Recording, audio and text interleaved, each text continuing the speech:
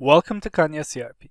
In order to create an internal maintenance, access MNTT01 routine maintenance planning transaction.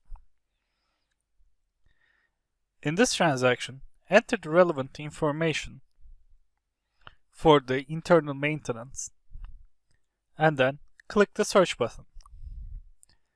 Select the relevant record, click Create List button,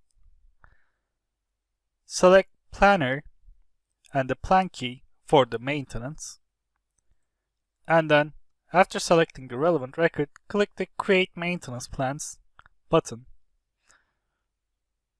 The maintenance planning results will be shown on the screen.